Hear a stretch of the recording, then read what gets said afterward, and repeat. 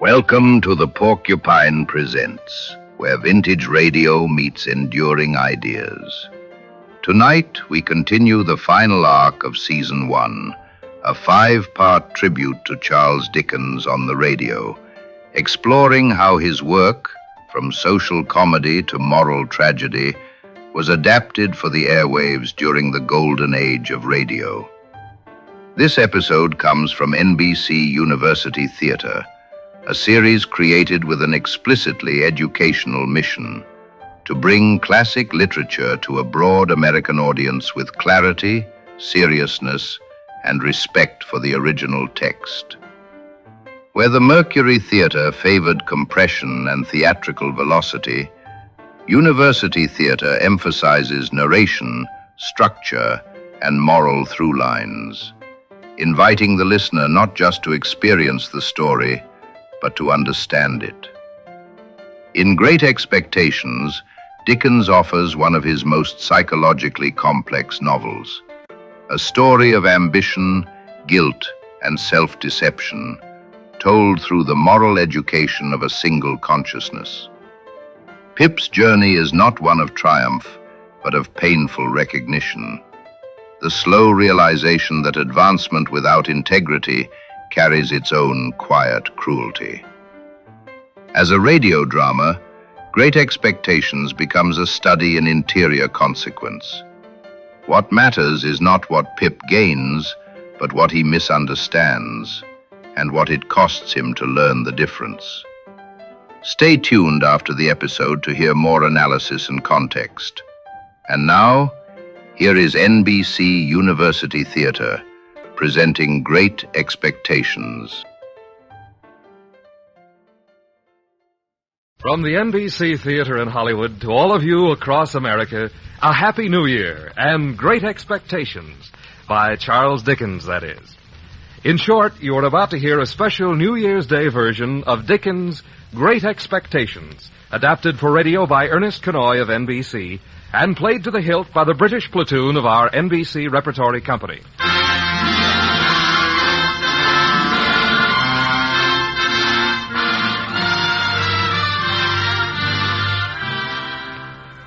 On August 3rd, 1861, in London, a fever of excitement greeted the publishing of the final episode of Charles Dickens' latest serial. The public, from marchionesses to servant girls, all waited eagerly for the last chapter that would tie the complicated plot together and reveal the secrets which had intrigued the readers of the magazine all the year round since the first episode printed Christmas Day. The entire exciting book was then published as a novel, and the NBC Theater brings it to you now. Great Expectations by Charles Dickens.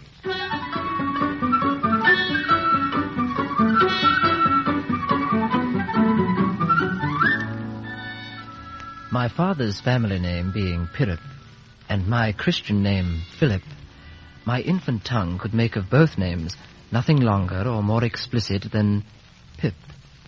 So, Pip I called myself, and Pip I was called by others.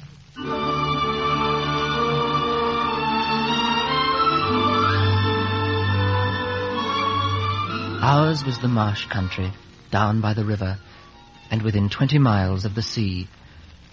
I remember one afternoon when I was quite small. I stood in the bleak, damp churchyard.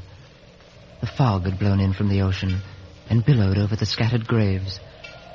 I stood shivering and just beginning to cry, for I realized that under the black, scowling stone lay my father, Philip, and my mother, Georgiana, and that the little stone lozenges that lay beside them were sacred to the memory of 5 little brothers of mine who had given up exceedingly early in the universal struggle for life.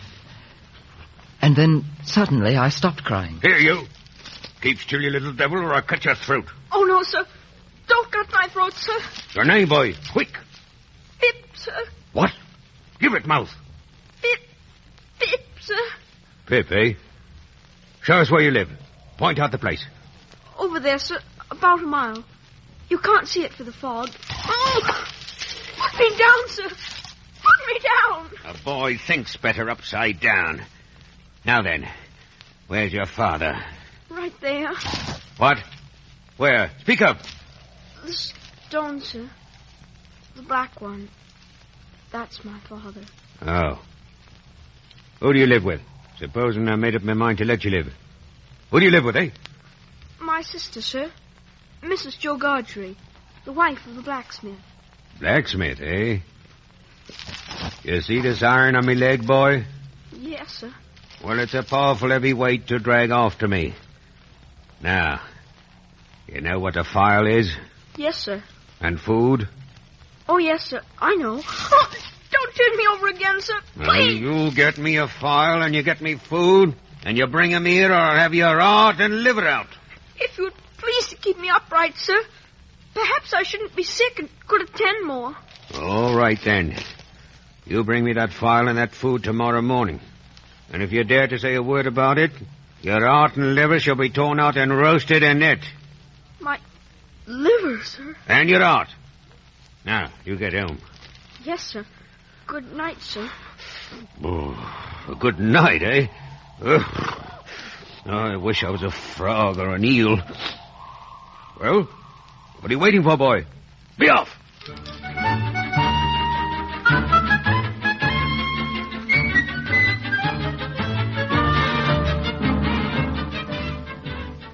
I ran across the marshes and home without stopping. Joe Gargery, the blacksmith, my brother-in-law, was waiting for me. Here there, Pip.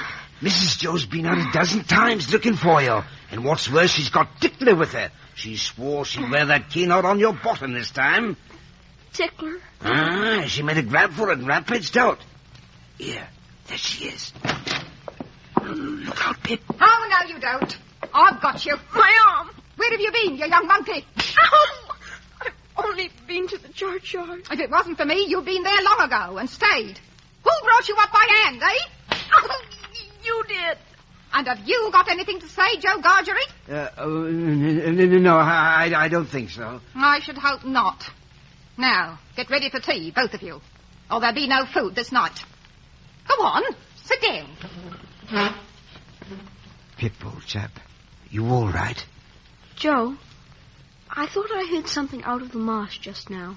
Yeah, so you did. There it goes again. There's a convict escaped last night. And now they're firing warning for another. Where does the firing come from, Joe? From the prison hulks, Pip, across the marsh. Joe, who gets put in the hulks? Well, That's the way with this boy. Answer him one question and he'll ask you a dozen directly. People get put in the hulks because they murder and rob and do all sorts of bad. And they usually begin by asking questions. Now eat your tea and get to bed.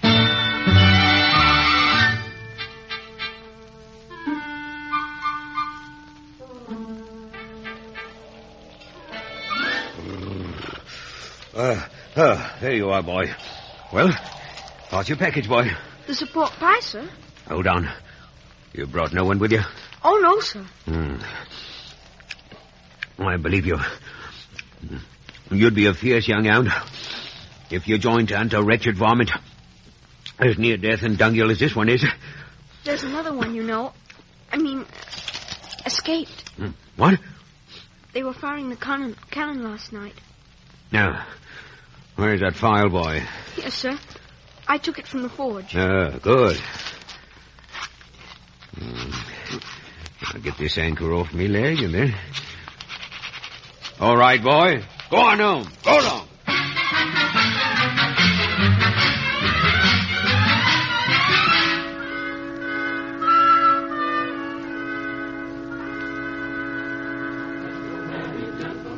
Nothing you dismay. Remember Christ our Savior was born on Christmas Day. To save us all from Satan's power when we were gone astray. All tidings of comfort. Pip, where the deuce have you been? Here it's Christmas Day with Uncle Pumblechook come for Christmas dinner and you wandering about the marshes. Now get inside. I'm sorry. Merry Christmas, Uncle Pumblechook. Boy, you have missed grace. Sit down. Go on, Uncle Pumblechook. And may we be truly grateful. Amen. You hear that, Pip? Be grateful. Especially be grateful to them what brought you up by hand, meaning Mrs. Joe. Light or dark meat, Uncle? Both. Why is it that the young are never truly grateful? Gravy, please. And naturally vicious. A little more stuffing, Mrs. Joe, if you please. Now take pork. Many a moral for the young might be deduced from pork. Pip, would you like some... Uncle Pumplechook is talking. Swine were put before the young as an example of gluttony. What is detestable in a pig is even more so in a boy. More pudding, Uncle. Thank you, Mrs. Joe. Gravy, Pip, old chap? Ah, yes. Be grateful, boy. Consider the lesson of pork.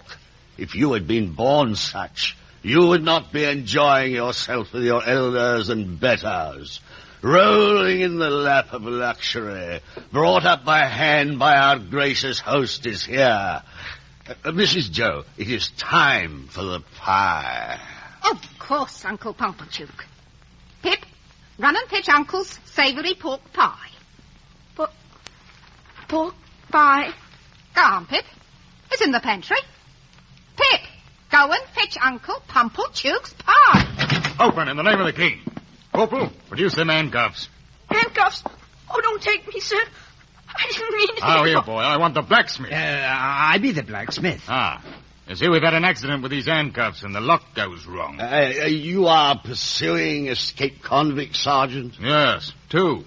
They're known to be out on the marshes. Anybody seen them? No, Sergeant. No. You, boy? Me? You seen any vicious convicts on the marsh? Oh, no, sir. No, sir. Well, how about it, blacksmith? Yes, Sergeant, I was, like to wondering, maybe we could, Pip, old chap here and me, maybe... Oh, want to come along to watch the daring capture of 2 vicious and desperate varmints by His Majesty's own royal foot, eh? Well, yeah. Come along then and welcome. You, sir? You said 2 convicts? Yes. And desperate? Mad dogs, both of them. Well, I think perhaps I might stay to protect Mrs. Joe. The Home Guard, you know. Well, then. You, blacksmith, get busy on them handcuffs. Come around to the fort, Sergeant. You, out in the yard. Stand! Easy! Now then, let's be at it. Joe, I hope we shan't find them. Aye, Pip, I'd give a shilling if they'd cut and run. Yeah, Joe Gargery, if you bring that boy back with his head blown to bits, don't look to me to put it together again.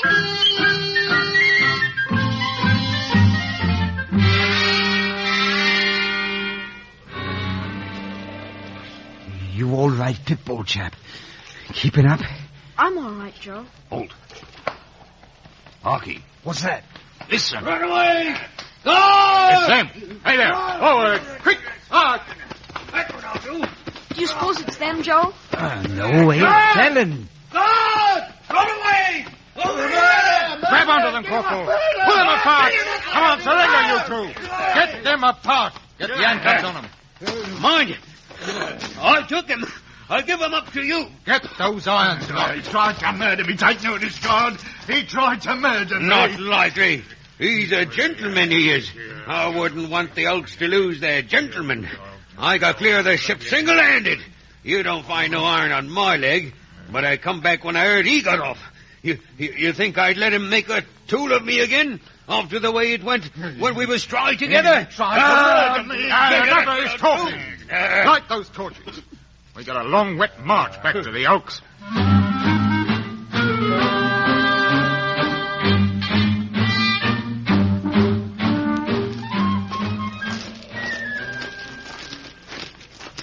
Here we are. Halt! See, blacksmith?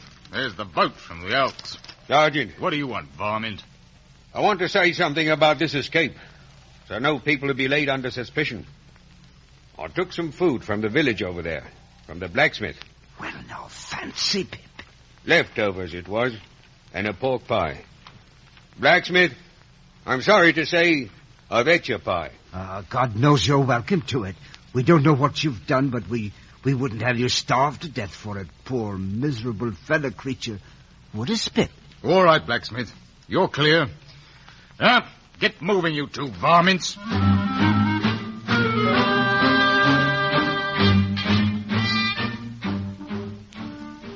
The wonder of the convicts and the pilfered pork pie soon died away. The days stretched into weeks and then to months, And then one day my sister, Mrs. Joe, burst in from marketing, followed closely by Uncle Pumblechook. Well, where is he? Where is that boy? If he isn't grateful this day, he never will be. Which is extremely likely. Vicious, naturally vicious. Oh, what's all this now? Miss Havisham wants him. He's to go and play there.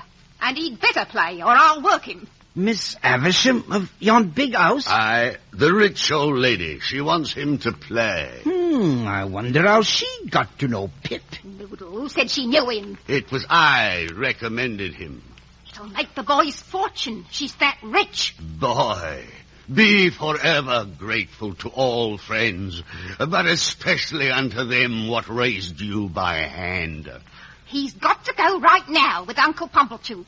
Go on, Pip. Goodbye, Joe. God bless you, Pip, old chap. Very well. Let us be off.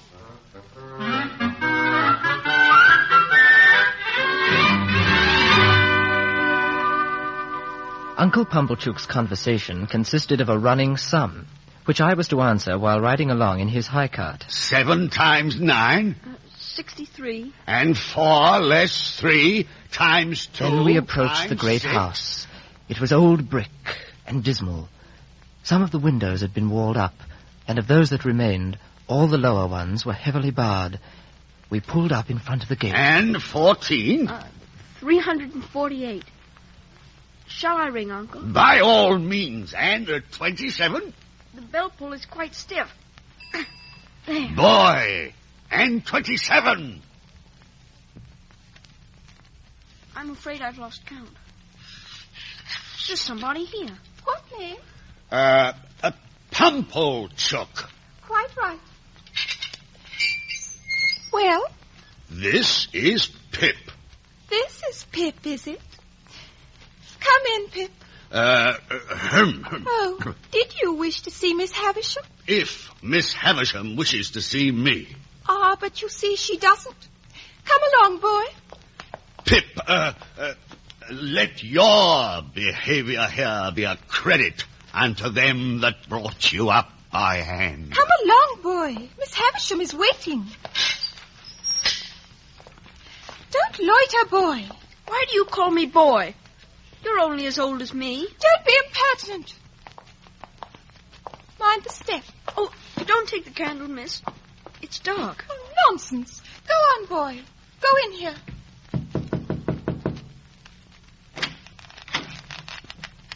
Who's there? Pip, ma'am. Pip? Mr. Pumblechook's boy, ma'am. Come nearer, boy. Let me look at you.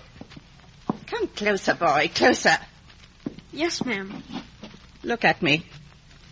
You're not afraid of a woman who has never seen the sun since you were born? No, ma'am. Do you know what I touch here beneath these withered, yellowed bridal veils? Your heart, ma'am? Broken. I'm tired. I want diversion, and I've done with men and women. Play, boy. Play, ma'am? I've a sick fancy to see someone play. Play, boy. Well, are you sullen and obstinate, Pip? No, ma'am. I'm very sorry for you. And if you complain of me, I shall get into trouble. I just can't play. Call Estella. Go on, boy. Call Estella at the door. Yes, ma'am. Estella, do you want me, Miss Havisham? Let me see you play cards with this boy. Why, he's a common laboring boy. Estella, you can break his heart. What do you play, boy? At cards. Only beggar my neighbor, miss. Play. What coarse hands he has. And what thick boots. You say nothing of her, Pip. No, ma'am. What do you think of Estella? I don't like to say. Tell me in my ear. I think she's very proud. Anything else? I think she's very pretty. And? I think she's very insulting. I think I should like to go home. And so you shall. When shall I have you here again? Well, ma'am, today is Wednesday. There, I know nothing of days of the week. Time stands still here. Come again after 6 days. Yes, ma'am. Estella, take him out. Let him have something to eat. Come along, boy. In 6 days, Pip. There, boy. You're to eat here. But you've put the plate on the floor. Of course. Go on. Go on, boy, eat. Why don't you cry, boy?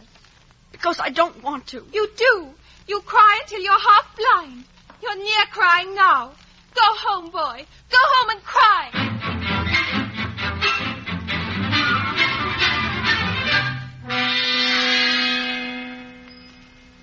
Joe.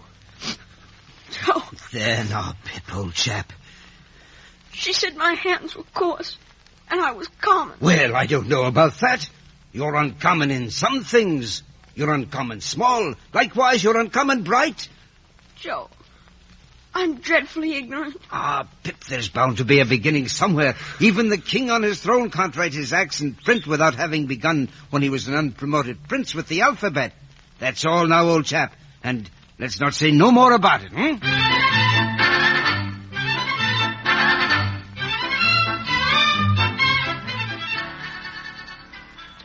At length the time came for me to return to Miss Havisham's, and once again I followed Estella's flickering candle down the long, shrouded halls of the manor house. Suddenly she stopped and turned to me. Am I pretty? Yes, miss. I think you're very pretty. Am I insulting? Not so much as you were the last time.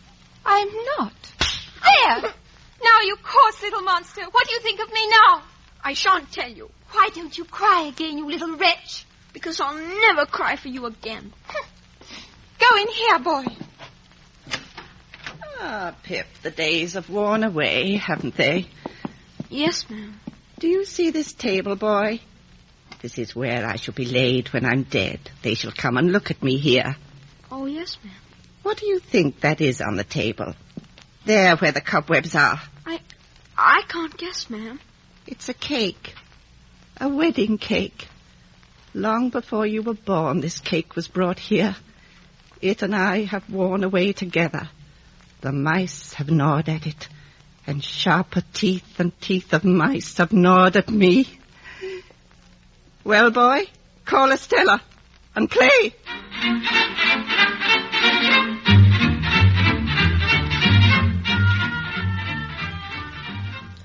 I returned to Miss Havisham several times a week for 8 or 10 months.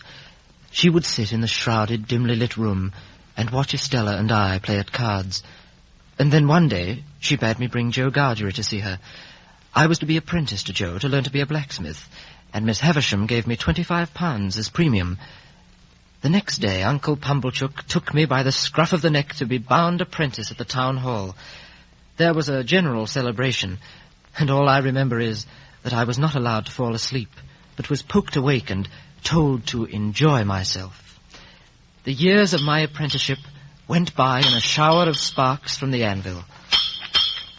Hey there, Pip. Give over. Something wrong, Joe? Enough blacksmithing for the day. Come, clean up, Pip. We're off to the Jolly Bargeman for a pint. What larks, eh, Pip?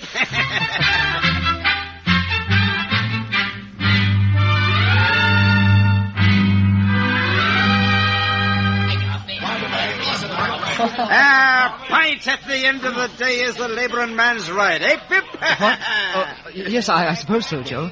Joe, who's that? Who's what? That strange man. He's coming over here. I never seen him before, Pip. I am looking for a blacksmith by name Joseph or Joe Gargery. I be Joe Gargery. You have an apprentice commonly known as Pip. I'm Pip. What is it you was wanting with me and Pip, My name is Jaggers, and I'm a lawyer in London. Joseph Gargery, I am the bearer of an offer to relieve you of this young fellow's apprentice. What? You would not object to releasing him for his own good? You would not want any payment? Heaven forbid I should stand in Pip's way. Heaven forbidding is pious, not to the point. The answer is no. Well, the communication that I have concerning this young fellow is that he has great expectations. Eh? I'm instructed to tell him that he will come into a handsome property. Well, fancy that. And further, it is the desire of the present owner of the property that he be immediately removed from here and be brought up as a gentleman. A gentleman? Now, Mr. Pip, if you have any objections, this is the time to state it. Objection? Why, no, of course not. Well, I should think not. You are to understand that the name of your benefactor remains a profound secret, and you may not inquire into the hidden identity. I understand. Good. When will you come to London? London? Why, whenever you say so. First, you will procure suitable clothing. I shall leave you 20 guineas, and I shall expect you in London, Mr. Pip, this day week. And be prompt. I cannot abide a laggard.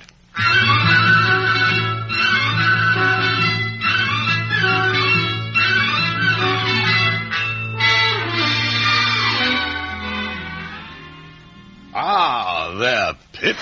I've just been ordering a new suit, Uncle Pumblechook. And to think that I should have been the signpost to your good fortune. A proud moment, boy. But my benefactor remains a secret. Ah, but to a man of insight, my boy, the mist of secrecy merely floats away. Well, I must be off now, Uncle. When you come into your property, if you feel you must invest certain sums in an established corn and seed business... I remember, Uncle Pumblechook.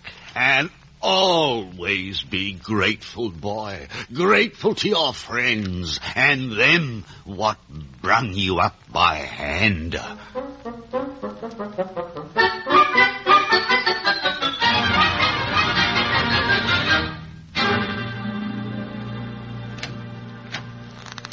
Well, Pip? I'm going to London tomorrow, Miss Havisham, and I've come to take my leave of you. Yes, I've seen Mr. Jaggers, Pip. I know all about it. So you're adopted by a rich person? Yes, Miss Havisham. And Mr. Jaggers is made your guardian? Yes, Miss Havisham. Well, you have a promising career before you. Be good, Pip, and obey Mr. Jaggers' instructions. Goodbye now, Pip. Goodbye, Miss Havisham. Goodbye.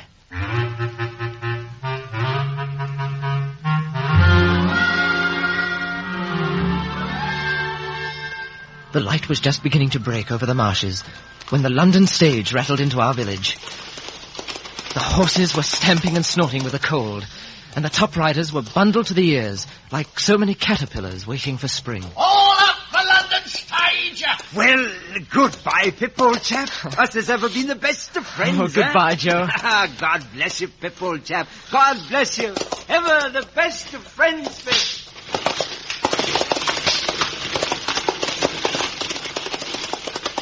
The high-swaying coach rattled off down the road, and for a while I turned and looked at the winking lights of our village and the mist rising off the marsh.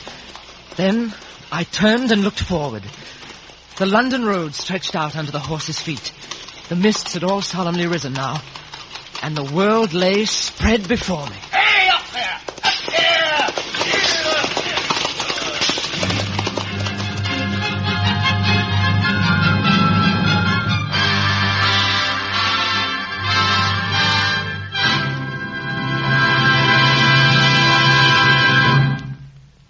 From Hollywood, the NBC Theater is bringing you a radio version of Great Expectations by Charles Dickens. If you are interested in supplementing your enjoyment of these NBC Theater productions with home study under college supervision, be sure to listen to the announcement at the close of this program. And be with us each week at this time for the most adult dramatic fare in radio. In the weeks ahead, we plan to present such exciting works as At Heaven's Gate by Robert Penn Warren, The Track of the Cat by Walter Van Tilburg Clark, Sons and Lovers by D.H. Lawrence, and Portrait of the Artist as a Young Man by James Joyce. Our production of Great Expectations will continue from Hollywood after a brief pause for station identification.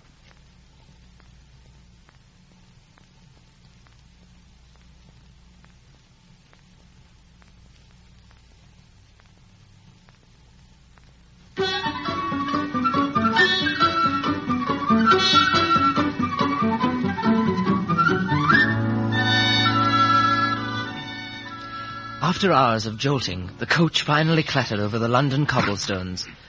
I climbed down and set off for Mr. Jaggers' office. I found it in a gloomy street, between an apothecary shop and a second-hand store with the distinct odor of stolen goods. I went in and asked after Mr. Jaggers. He's not in. He's at court. Am I addressing Mr. Pip? Oh, yes.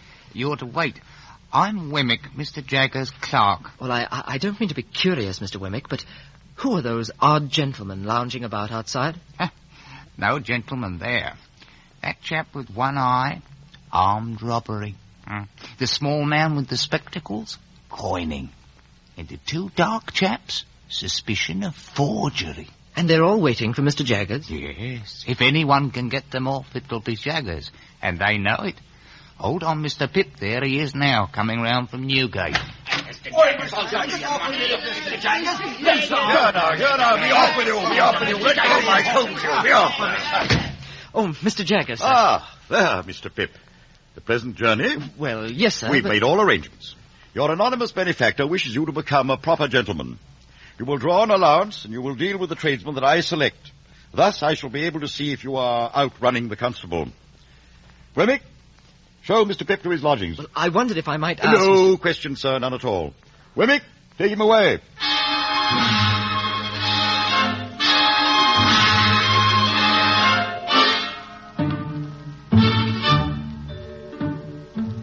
Mr. Wemmick conducted me to Bernard's Inn, where I was to lodge, and introduced me to Mr. Herbert Pocket, who was to be my tutor and companion.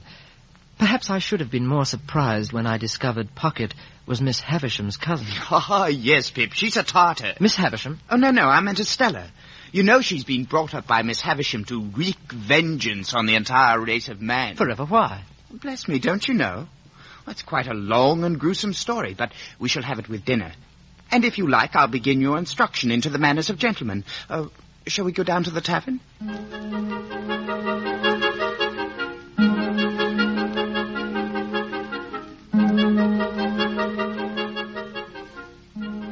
As we ate, young Mr. Pocket told me all he knew of the history of Miss Havisham's strange household, interspersing his narrative with good-humoured correction. I say, Pip, I might mention in passing that it is not the custom in London to put the knife in the mouth, for fear of accidents, you know. So the spoon is not generally used overhand, but, under. He commenced his story with the soup, and finished it with the tea. He told of how Miss Havisham, a wealthy heiress, had gone head over heels for a young gentleman many years ago.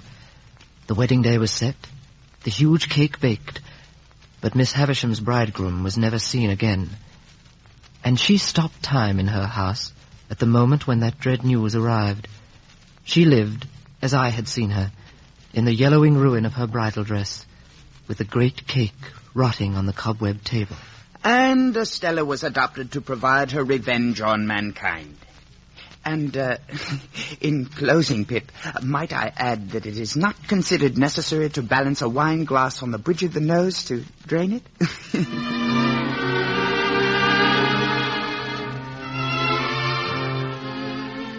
Here you are, Mr. Pip. Your 3rd month's allowance. £20. Mr. Wemmick, I don't know what to make of Mr. Jaggers' manner. He seems so inquisitorial. Oh, you don't mean to. He's deep. Deep? As Australia. Them two knew it. Them on the wall. Oh, you mean the masks? Are they good likenesses? Young man, them is the faces themselves, cast directly after the individuals in question was cut down off Newgate gallows. Oh. They was clients of Mr. Jaggers what didn't pay a fee. Now, you take his housekeeper. His housekeeper? She's a lioness tamed, she is. A lioness tamed. She'll give you an idea of what kind of man is Mr. Jaggers.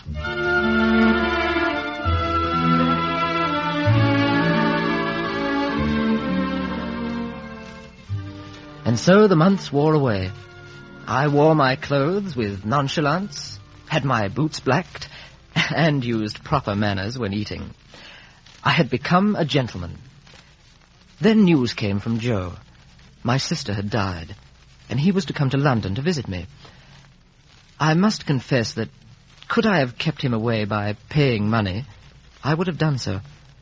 For now I was ashamed of his blacksmith trade and his rough speech. Here, Pip, old chap.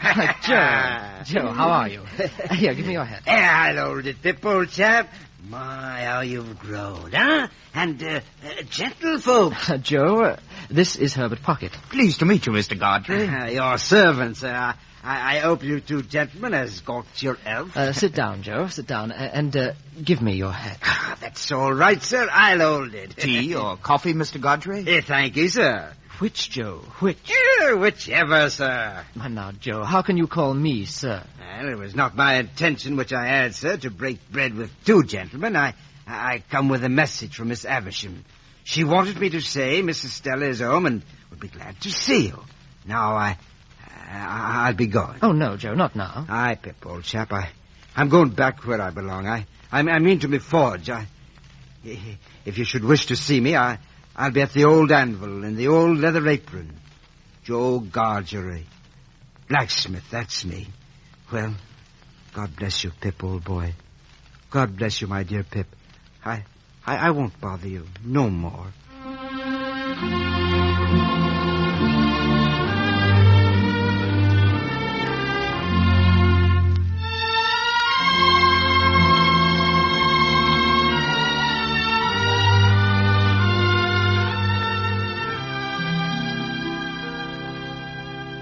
The next day I went down from London to Miss Havisham's. Her door was open as I approached. The tall wax candles threw long shadows over the dusty floor, and the yellow, faded bridal gown floated around her withered face. Come in, Pip, come in. Miss Havisham. You've not seen my guest? Good morning, Mr. Pip. It can't be Estella. Do you find her much changed, Pip? She was proud and insulting, and you wanted her to go home. Do you remember? That was quite long ago. Is he changed, Estella? Very much. Then you shall walk in the corridor as you did before. Go now.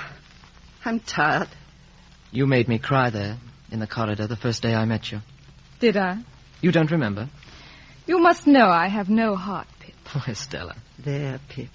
Is she not beautiful? Do you admire her? Everyone must who sees her, Miss Havisham. Love her, Pip. Love her. If she favors you, love her. If she wounds you, love her. If she tears your heart to pieces, love her. Love her, love her.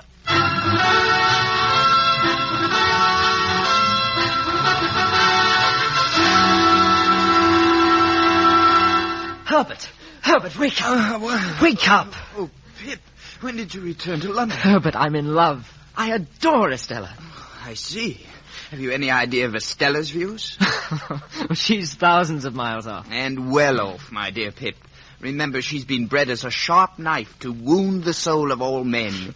She's the extension of Miss Havisham's mad rage. I know, Herbert, I know. But nothing drowns the memory of her. Oh, she's beautiful, Herbert, and I love her.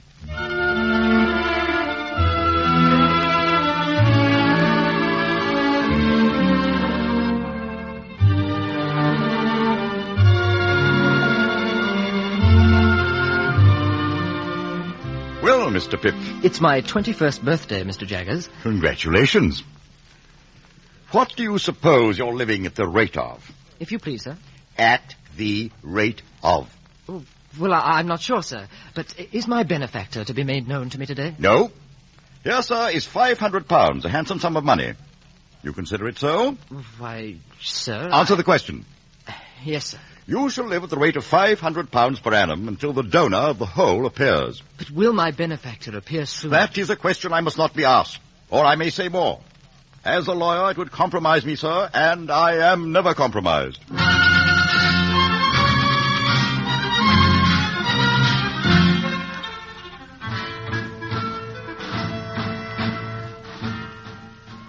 Estella was the success of the season in London. She had admirers without end. I then knew that Estella was to wreak Miss Havisham's vengeance upon men, and I, with the rest, must suffer. Then we returned to Miss Havisham, who was particularly pleased to see Estella, but she struck the floor impatiently with her stick when the girl pulled away. What girl? Are you tired of me? Only tired of myself. Speak the truth, you ingrate. You're tired of me. I've told you no, that should suffice. You cold, cold heart. What? Do you reproach me for being cold? Look at her.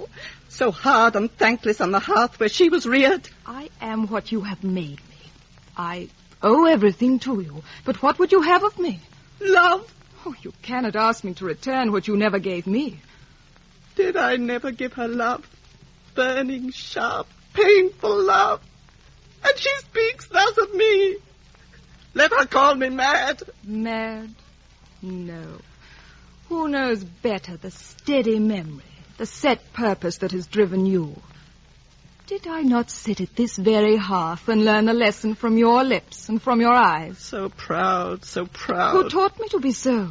Who praised me when I learnt my lesson? So hard. Who taught me to be hard? But to me, to be proud and hard to me, Estella, to me. I cannot think why you are not reasonable. I have remembered your wrongs and your teachings. I have never shown any weakness that I can charge myself with. Would it be weakness to return my love?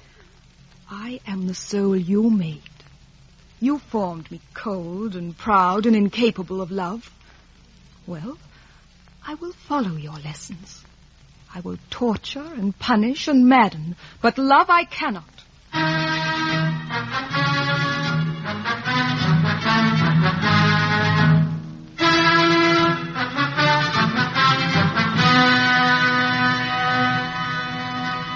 When I returned to my lodgings in London, I could hear the wind prying at the corners of the building, trying to get in. I climbed to the 3rd floor and unlocked my door.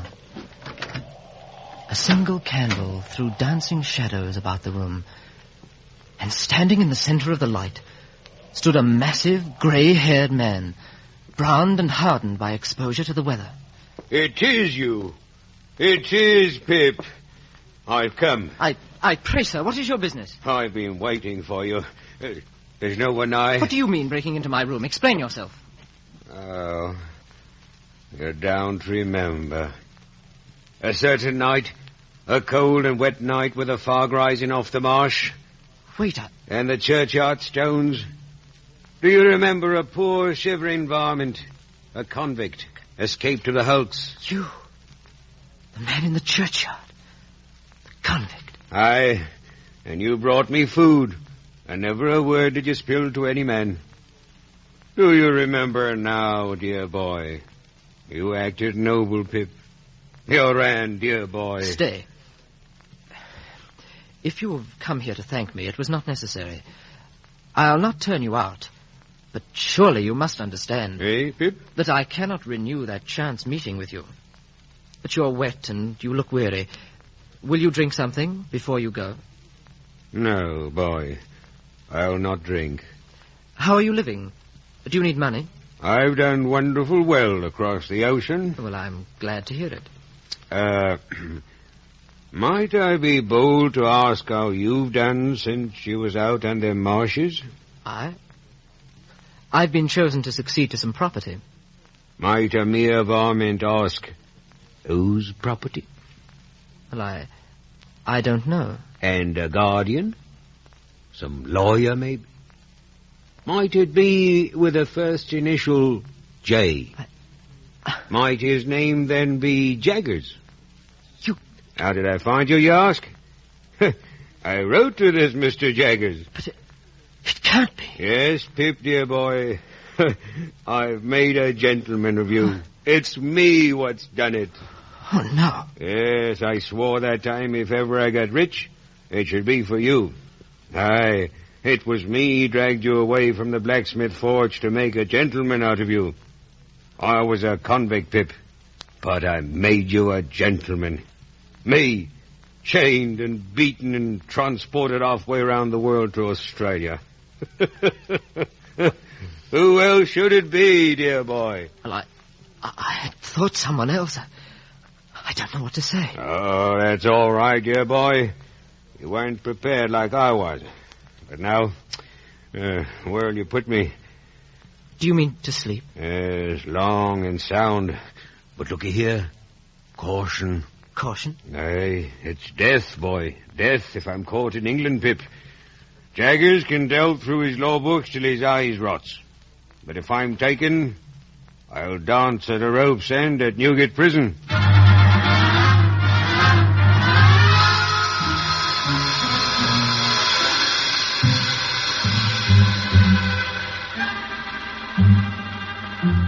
Mr. Jaggers, I must speak with you. Now, Pip, be careful. Don't commit yourself. Don't commit anyone. I only want to find out if a person named Abel Magwitch, an ex-convict, is the benefactor so long unknown to me. Yes, that is the man. In Australia. And Only he? Only he. But I had always supposed it was Miss Havisham. I'm not responsible for that, Pip. Not a particle of evidence. Then it is true. Take only the evidence, Pip. This Magwitch, in Australia, communicated with me and intimated that he would return to England. This would be an act of felony, and in this, sir, I cannot commit myself. Of course not, Mr. Jaggers. I shall want nothing more to do with the entire business. Do you understand that, Pip? Nothing.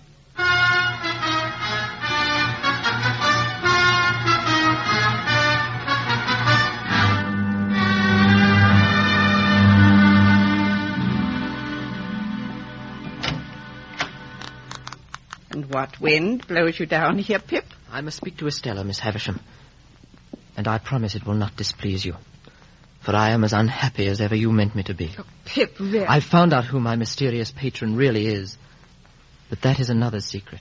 It's another secret? Well... But because Mr. Jaggers... Mr. Jaggers is my lawyer. But he was also agent of your patron was coincidence. He has a great many clients. But when I fell into the mistake and assumed that you were my patron, you led me on. Yes. I led you on. Was that kind? Kind? Who am I that I should be kind? Well, then, what else, Pip? The rest is to Estella. Yes, Pip. I love you. You know that I've loved you long and dearly. And so? I should have spoken sooner, but for my long mistake. It made me think that Miss Havisham had meant us at last for one another. But now... I have not asked you to speak, Pip. I know. I shall be poor again, Estella. I cannot take any further gifts from my benefactor. But still I love you. Pip, when you say you love me, I know what you mean as a form of words, but nothing more. I've tried to warn you of this, have I not? I so hoped you didn't mean it. You were so young, so beautiful. Pip, I shall tell you the truth. I am to be married. Married? You know him. Bentley Drummle. Drummle? But he's a brute, Estella, a stupid brute. Why, to fling yourself away on a man like... Do not be afraid of my being a blessing to him. I bring him nothing, as he brings me nothing. Estella. Oh, come, will you cry as you did when we first met? Are you still that common village boy? Oh, Pip, you will get me out of your thoughts in a week. Nay, Estella. You have been in my every flash of fancy since I was a boy. Miss Havisham, this is indeed your revenge. A cruel, blind, senseless revenge for a wrong I never did you. Pip, I can hear no more. God forgive you, Miss Havisham, for I cannot.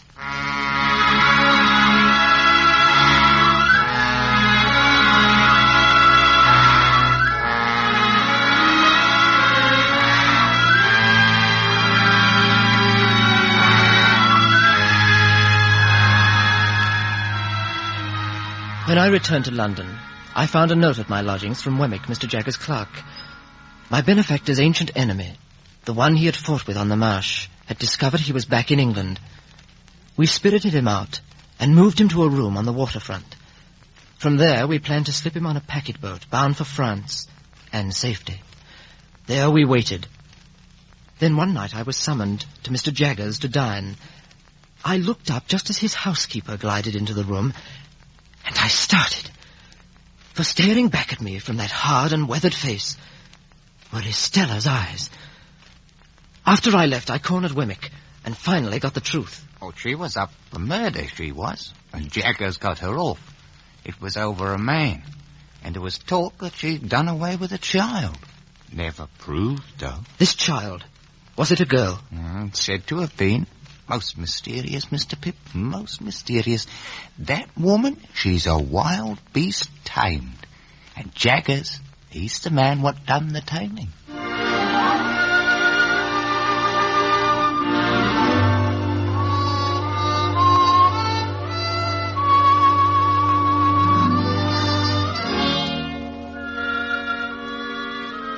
So, Mr. Pip, you have heard the story of Miss Havisham's adopted daughter. More than that, I know her father. What? Magwitch. Magwitch, the convict from Australia. He told how you defended your housekeeper, his wife. He told me of the child that disappeared. He thinks her dead. I am a busy man, Mr. Pip. The truth, Mr. Jaggers. I must have the truth. Well, then, I'll put a case to you.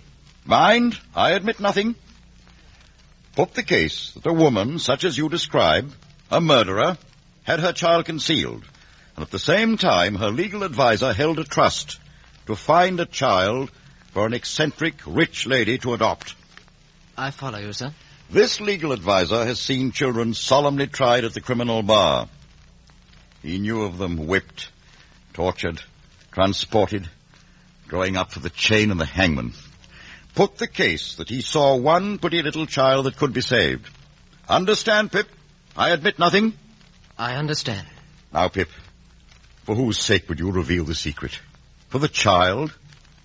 Tell her of a murderess and felonous parents? For you, who loved the child? Nay, sir. Nay, oh, I be hanged for it. But remember, sir, that I admit nothing. Now, Wemmick, bring in those ledgers.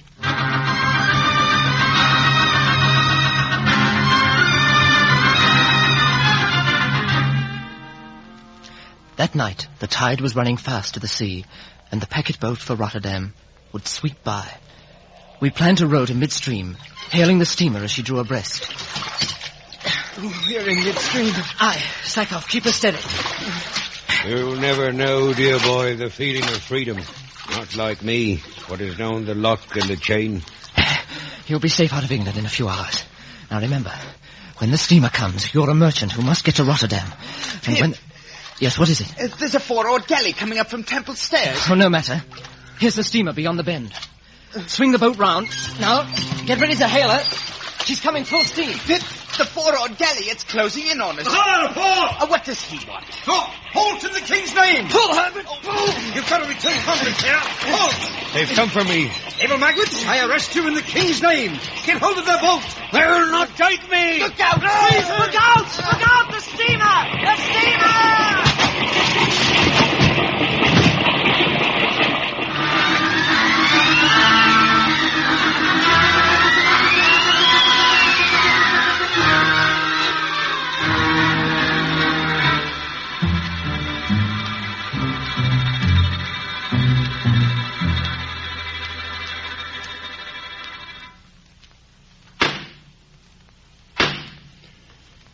And in the name of His Majesty the King, I direct that you, Abel Magwitch, convict, returning to England after being sentenced to eternal exile, be taken to Tyburn Hill, and there, in the presence of all just men and women, be hanged by the neck until dead.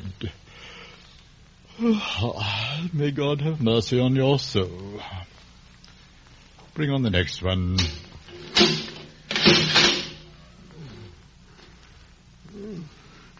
Is that you, dear boy, Pip? I came as soon as it was time. Well, I'll fool 'em. They'll not be hanging me. That steamer paddle finished me. Are you in much pain today? I'll not I'm up, Pip. But I've seen, my boy, a gentleman. Oh, dear Magwitch. Can you hear me? You had a child once, whom you lost. She lives. She is a lady, and is very beautiful. She is very beautiful, and I love her. Pip. Pip.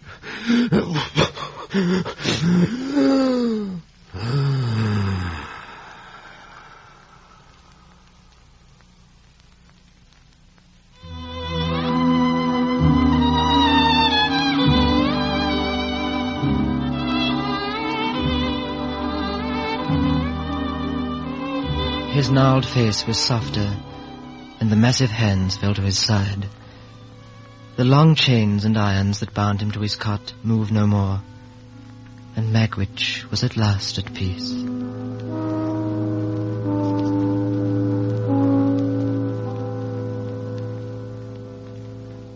I wandered about the city then for days. The night on the river and the days that followed had brought on a violent fever, A swirling vapor clouded my mind, and men came in and out of it as ghosts. And then all seemed to look like Joe Gargery. Easy now, Pip, old chap. Joe. Is it really Joe? Aye, old Joe himself. Oh, Joe. Easy now. You're back at the forge, safe and sound. You know who my patron was, Joe. It wasn't Miss Havisham at all. Aye, Pip, I know. And I've sore news for you. Miss Havisham, she caught that bride gown of hers in the fire when the young girl went to be wed. She's gone now, Pip, old chap. Gone to peace, poor lady. Oh, Joe, I've no money now, and I've a mountain of debts in the city. Yeah, now I've got plenty for all. Oh, no. No, I shall be off with Herbert Pocket. He has a place in a merchant's firm. I shall leave England, Joe. But I'll come back someday.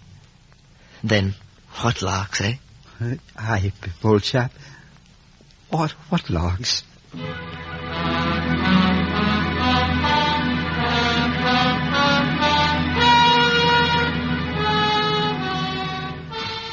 It was 11 years before I returned to England, before I saw the flat marshlands again and the tiny buildings of Joe's forge. That night, as the light slid away, I wandered over to the village where Miss Havisham's great house had stood. There was no house now. The ground was bare, and the ivy climbed over the few remaining bricks and remnants of the walls. A cool, silvery mist veiled the twilight. And as I turned to leave, I saw a dark figure wandering in the ruins. For a moment it seemed to be the veiled form of Miss Havisham. But then I came closer and saw it was Estella. Pip! Oh, I wonder you knew me. I am greatly changed. Your eyes are sadder, Estella. They used to flash pride and scorn. I have often thought of you, Pip. You did marry? Yes. He is dead. I have been broken, Pip. Broken and bent into a better shape. Tell me, Pip. Tell me we are friends before we part. And more, Estella. You said, God forgive you when you left me, Pip. Tell me so again, and I shall be glad to part. Glad to part? Oh, it is a painful thing, Estella. Be as good to me as you once were, Pip. Tell me we are friends. We are friends, Estella. We shall be always.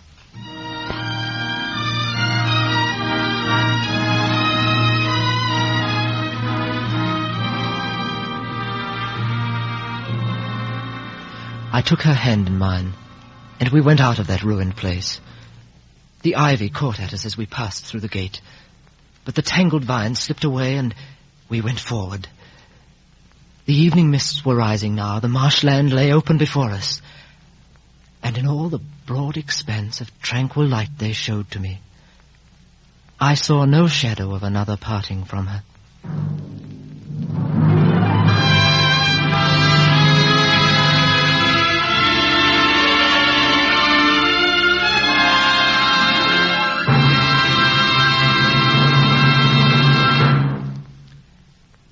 You have been listening to Great Expectations, an NBC Theater production of the Charles Dickens novel.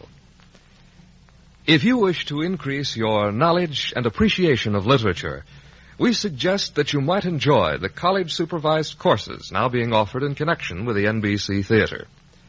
For full information, write to NBC Theater in care of one of the following universities or colleges: the University of Louisville, Louisville, Kentucky; the University of Tulsa, Tulsa, Oklahoma; Kansas State Teachers College, Pittsburgh, Kansas; Washington State College, Pullman, Washington; the University of Arizona, Tucson, Arizona; Texas College of Arts and Industries, Kingsville, Texas; or Brooklyn College, Brooklyn, New York.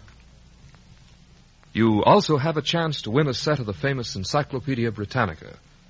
Several of the universities and colleges offering these courses are giving the encyclopedia as prizes to the students doing the best work. Enroll in a supervised course, and you may be one of the fortunate ones to win the Encyclopedia Britannica. Be with us at the NBC Theater next week for a first radio production of John Dos Passos' Manhattan Transfer, and the following week for The Ides of March by Thornton Wilder.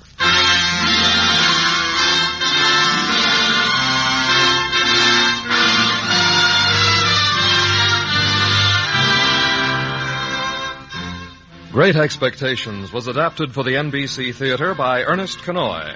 Our cast included Terry Kilburn as Pip, Donald Morrison as Magwitch, John Ramsey Hill was young Pip, George Pembroke was Joe, Phyllis Morris was Mrs. Joe, Alec Harford was Pumblechook, Raymond Lawrence was Compeyson, Constance Cavendish as Stella, Norma Varden was Miss Havisham, Ramsey Hill was Jaggers, Ben Wright was Wemmick, and Hugh Thomas was Pocket. Your announcer, Don Stanley. The director of the NBC Theater is Andrew C. Love.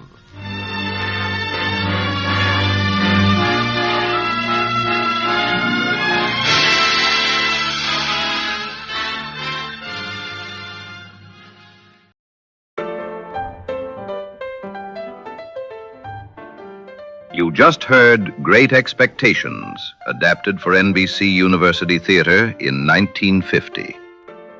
At its core, this is not a story about success or failure, but about moral misalignment, the damage that occurs when aspiration outruns self-knowledge. Pip does not become corrupt because he desires improvement. He becomes lost because he mistakes refinement for virtue and status for worth. Dickens is unsparing in his diagnosis. Pip's shame does not originate in wealth or poverty, but in comparison. Once he begins to measure himself against imagined ideals, he loses sight of the human bonds that once grounded him. Gratitude curdles into embarrassment. Loyalty becomes inconvenience. Love becomes something to be earned through transformation rather than honored through constancy. NBC University Theater's adaptation leans into this moral clarity. Its use of narration and deliberate pacing mirrors Pip's reflective voice, the adult consciousness looking back on its younger self with regret and hard-won understanding. This is not a sentimental story of uplift, but a cautionary one about the cost of internalizing social hierarchies as personal truths. It's also worth noting the historical moment of this broadcast. In 1950, American society was negotiating its own anxieties about mobility, respectability, and belonging. The promise of self-reinvention was everywhere. But Dickens reminds us that reinvention without moral anchoring risks erasing the very self one hopes to improve. Within our Dickens tribute, Great Expectations occupies a crucial middle ground. It bridges the warmth of Pickwick and the severity of A Tale of Two Cities, showing Dickens at his most psychologically precise. The danger here is not revolution or farce, but quiet moral drift, the ease with which good intentions can slide into blindness. Over the remaining episodes of this season, the Porcupine Presents will continue tracing Dickens on the airwaves through mystery, tragedy, and social critique, revealing how radio gave voice to his enduring questions about responsibility, conscience, and the cost of forgetting where one comes from. Sometimes the most difficult journey is not forward, but back to oneself. Thank you for listening. Until next time.